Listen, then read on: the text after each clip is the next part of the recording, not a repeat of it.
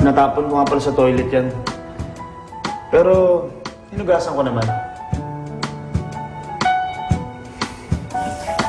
Oh, malinis yan. Hinugasan ko eh. Di bali na lang. Ah, sige.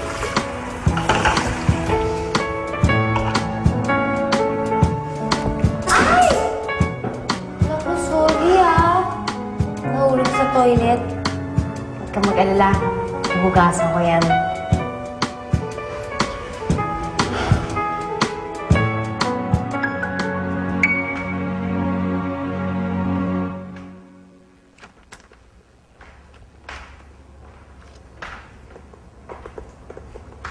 Oh, nagsusulat ka pa rin?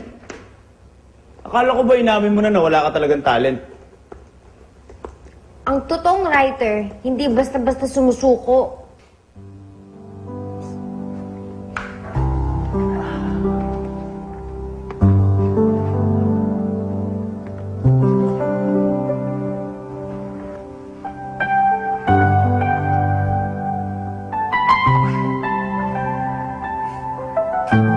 Jessie, huwag ka na magpuyat.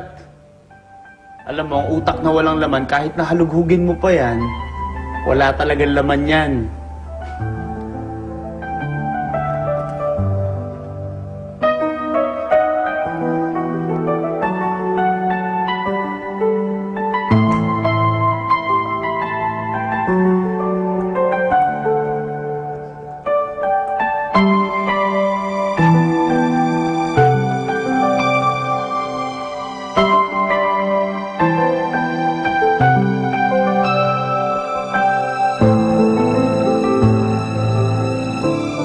Wala kang ang pagkain.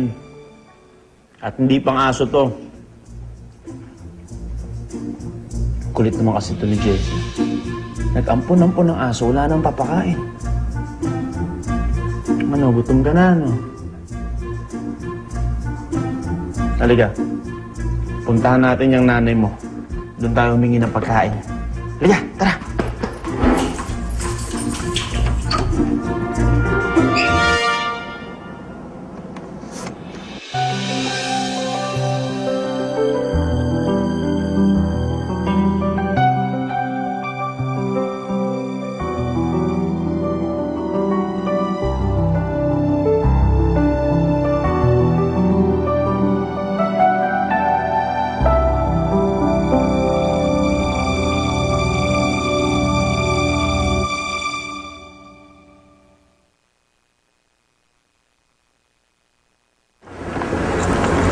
I can't believe it, Justin. Elaine, hey.